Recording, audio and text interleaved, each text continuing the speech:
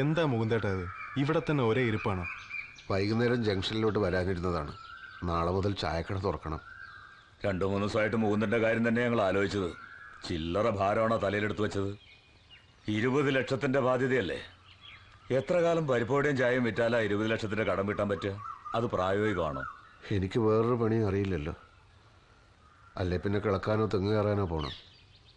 തെങ്ങ് കയറിയാൽ നല്ല തഴമ്പുണ്ടാവുന്നല്ലാതെ ഇത്രയും പണം എങ്ങനെ ഉണ്ടാക്കാനാ? എല്ലാ വശങ്ങളും ഞങ്ങൾ ആലോചിച്ചു മുകുന്ദ.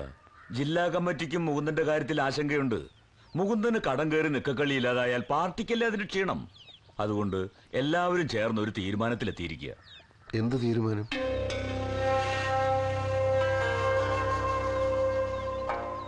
മുകുന്ദേട്ടൻ എന്തായാലും പാർട്ടിയിൽ നിന്ന് ലീവ് എടുക്കാൻ തീരുമാനിച്ചിരിക്കുകയല്ലേ. ആ സമയം എന്ന് വെച്ചാ 2-3 കൊല്ലം ദുബായ് പോയി ജോലി ചെയ്തൂടെ? ഐസ് മിഠായി വിറ്റ് നടന്നിരുന്ന കുമാരൻ, കൂലിപ്പണിക്കാരൻ വാസു, ആശാരി ബാലൻ, അങ്ങനെ എത്ര പേരാ ഗൾഫിൽ പോയി ലക്ഷപ്രഭുക്കളായത്? എന്നെ ഒരു ലക്ഷപ്രഭു ആക്കാനാണോ പാർട്ടിയുടെ തീരുമാനം? ലക്ഷങ്ങളുടെ കടം വന്നാൽ അത് വീട്ടാൻ ലക്ഷങ്ങൾ തന്നെ വേണ്ടേ? മറ്റാരെങ്കിലും സഹായിക്കാമെന്ന് വെച്ചാൽ അത് മുകുന്ദന് സമ്മതമല്ല. എന്തായാലും ചായക്കട നടത്തി ഈ കടം വീട്ടാമെന്ന് സ്വപ്നത്തിൽ പോലും ചിന്തിക്കേണ്ട. ദുബായ് എന്ന് പറയുമ്പോൾ ഞാൻ വേണേ ക്യൂബയിലോ ചൈനയിലോ പോകാം. ക്യൂബയും ചൈനയും കമ്മ്യൂണിസ്റ്റ് രാജ്യങ്ങളൊക്കെ തന്നെ. പക്ഷെ ഒരു വിദേശിക്ക് ജോലി കൊടുക്കാനുള്ള വകുപ്പൊന്നും അവിടെ ഇല്ല. അഥവാ ജോലി കിട്ടിയാൽ തന്നെ നല്ല ശമ്പളം കൊടുക്കാനുള്ള സാമ്പത്തിക ശേഷി ക്യൂബയ്ക്കില്ല. ആര് പറഞ്ഞു? Fidel Castro. മൂപ്പര് നിരന്തരമായി അമേരിക്കയുമായി സംഘർഷത്തിലായതുകൊണ്ട് അവിടെ സ്ഥിതിയൊക്കെ അല്പം മോശം. നല്ലതുപോലെ ചിന്തിച്ചിട്ടാ മുകുന്ദേട്ടാ ഞങ്ങൾ പറയുന്നത്.